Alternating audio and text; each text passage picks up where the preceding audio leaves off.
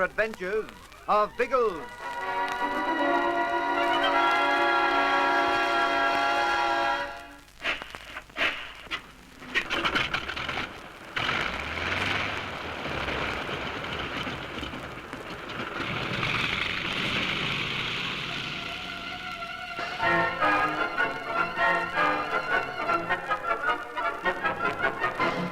From the ledge outside the caves, Algy and Ritson watch Ma Cheng and his soldiers search the deserted oasis.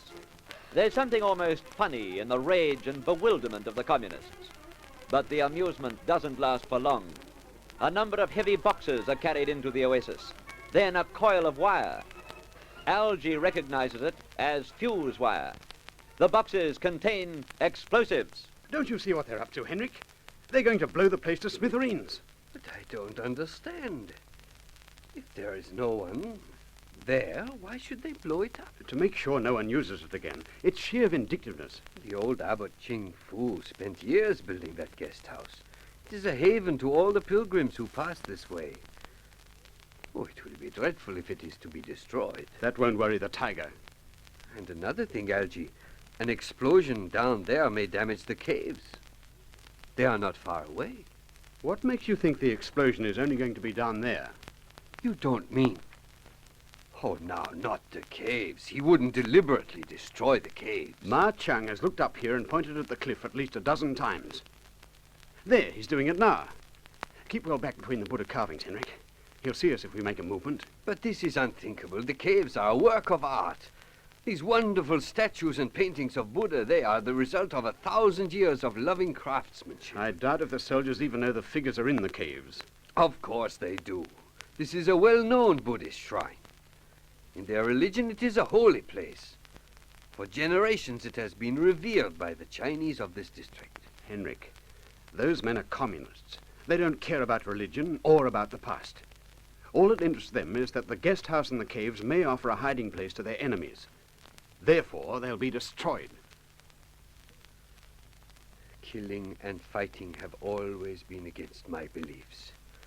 But if there is any way in which I can help you to destroy those men before they do this thing, please ask me. I'm afraid there's no question of destroying them. We'll be darned lucky to escape the swine. The guest house, it is not so important, but they must not blow up these caves. I can't yet see how we can stop them. But there's one thing we can do, Henrik. Yes. Clear out our folk. How can we do that? They can go out the same way as Feng did. He said something about a series of connecting tunnels and caves that comes out near the entrance to the oasis. Do you know it? I have heard of it. I expect I could find my way through. Then hop back and take your friends out that way. Into the desert? Wherever you like. Now, I suggest they go to that old watchtower. They'll be safer there while this is going on. Better get a move on, Henrik. They'll need to be completely clear of the caves before the explosion. You want me to do this alone? Yes, and hurry, men. It may take some time to find your way through. Are you not coming? No, I'm going to stay here and watch what happens. Well, what will you do when the explosion is set off? I don't know yet. Look, don't worry about me. I can look after myself. You see to the others. But why are you staying, Algy? Oh, for Pete's sake, man, why must you argue about it? I'm staying because there may be a chance to prevent the explosion. I can't see how yet. Then I shall stay with you. Don't be a confounded idiot. Go back into the caves, collect your friends, and take them as quickly as you can to safety. I'll join you if and when it's possible. If those are your instructions, I shall certainly pass them on to my companions.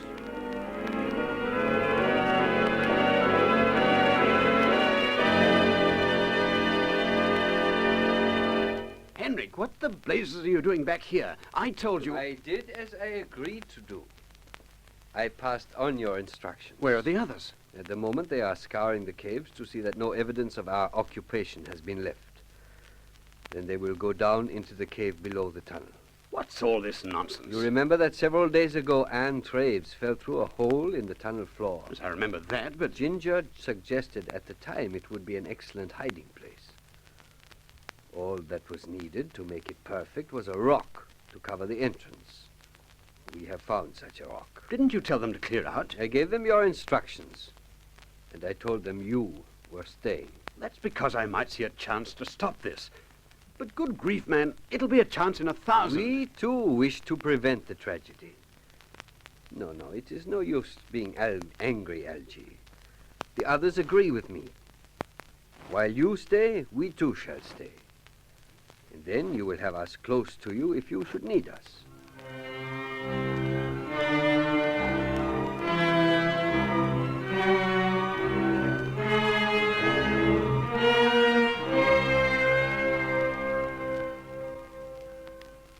Epplethwaite, lad, you've achieved the impossible. At last I know for sure that you've rescued us. We rescued you last night, Doctor. Aye, but that didn't seem real. You know, I had a sneaking feeling that it was part of one of those dreams that start pleasantly and end up in a nightmare. Aye, but now I know differently. It's this old watchtower that's done it. The watchtower doesn't reassure me, MacDougall. I feel most unsafe here. Nonsense. We know this place. It's part of Nanhu. And Nanhu's been a haven for all of us in these terrible times. Yes, and the communists are there again. Mr. Epplethwaite, what will happen to us? Have you rescued us just so that we'll be captured again? Oh, where's your gratitude, man? This young fellow and his Kyrgyz saved our lives, didn't they? In fact, they saved more than our lives.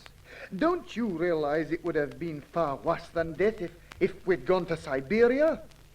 Oh, Epplethwaite here saved us from that. Now stop your whinnying and settle down. It isn't that we aren't grateful, but we're all such sick men. I don't think we'd survive if we were captured again. I'll do my best to see you uncaptured. Yeah, but what will you do? You can't fight against the soldiers alone. I may not have to. Algy may deal with them at the Oasis. And even if he doesn't, there's no reason why they should suspect we're in this old town. Oh, of course there isn't. Ming and Feng have hidden the horses, haven't they? There's nothing else that would lead them to this place. Yes, but if they do come... If they do, you have my word that I'll do my darndest to keep you safe from them. I don't yet know how I'll do it, but I'll find some way. And you have my word, Ginger, that I'll be standing beside you.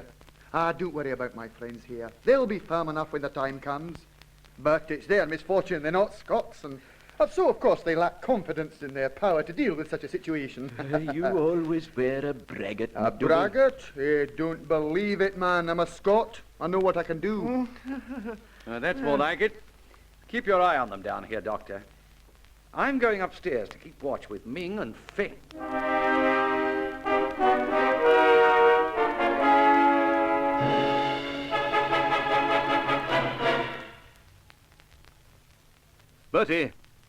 Bertie, wake up for goodness sake. Come on, U.S. It's late. Wake up. No, certainly not. I'm going to sleep very... If you don't wake immediately, I'll pour this can of water over you. No, not in the middle of the desert you wouldn't. Water's too precious. Do you think so? No, you clot. You absolute blooming imbecile. Look what you've done to my shirt. I only had it pressed last Thursday fortnight. Well, it's time it had a wash. And the water, we might need that. I'll remember this spot of horseplay when next you go balmy from thirst. There's plenty of water in the cave along here. Now, are you wide awake? I refuse to answer that question. Joking aside, Bertie, look at the sun. We've slept right through into daylight. Sizzling sausages, so we have. Still, I'm glad. We Ulysses feel distinctly more human after that spot of snooze. So do I, but we can't stay on this darned hill all day. I meant to have a nap for half an hour and then start back to the kite. Now we'll have to walk through the heat of the day. Well, can't we stay here until this evening and walk back at night? I daren't risk it. We're due to pick up the gang from Nanhu tomorrow. Baked potatoes as soon as that. Yes, it isn't far off, is it? And we've quite a lot to do. We have to get back, and then there's the perspex to be fitted to the Halifax. I say, old bean, have you had the horrible thought that just smote us Ulysses? I've had most of your horrible thoughts at one time or another. Seriously, old chap, this one's ghastly. How are we going to find our way back to the Halifax? The way we came. We walk across the desert. Holy smoke! The compass! Precisely. Kowalski took the bally thing. Now we haven't any way of guiding ourselves across the blooming desert. I've a fair idea of the direction, but... Yes, but the desert's a bally big place and there aren't many landmarks on it. We'll need to be only a degree out. We'd end up positive miles from the jolly old Halifax. I should have thought of this before we left the drome. We didn't have time to think of anything before we left the bally drome, old bean. Our exit was rather forced upon us, remember? This is serious. We'd be crazy to attempt it without knowing where we were going. Yes, that is literally correct, old sausage. We'd be crazy within a day or two. We'd be a model to lose ourselves. By Jove. Yes, absolutely, old bean, but why precisely? We have a compass, Bertie. Oh, now, look here, old sausage, that's overdoing it. You can go crazy when we're out in the sun, but not here in the valley shade. In the kite. What's wrong with the gyro compass? Sizzling sausages. It may have been damaged in the prang, but I don't think so. If it wasn't, we'll disconnect it and find our way back by it. On your feet, Bertie. Refill this water can, and I'll see you at the kite in a couple of minutes.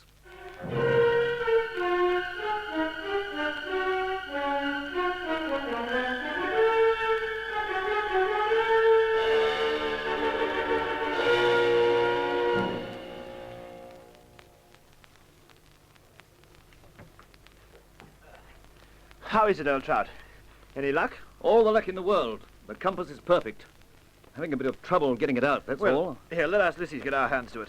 If it works, we'll free the belly thing. Listen. Hello, hello, hello to our eardrums. That sounds exactly like a kite. It is. I've been trying to tell myself this wouldn't happen. Now it has. Well, nothing's happened exactly, Elvine. There's a kite hovering about in the dim distance, but that's quite normal with an aerodrome a few miles away. It's very normal when the commandant of the drone particularly wants to find us. Kowalski's sent that bloke out to search for us, and he can't possibly miss this wreckage.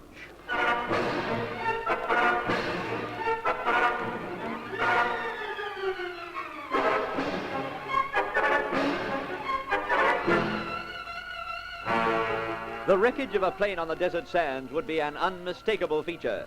Can Biggles and Bertie disconnect the compass and escape before the pilot finds them? Will Algy find a way to prevent the explosion at Nanhu? Listen for the next exciting chapter of The Air Adventures of Biggles.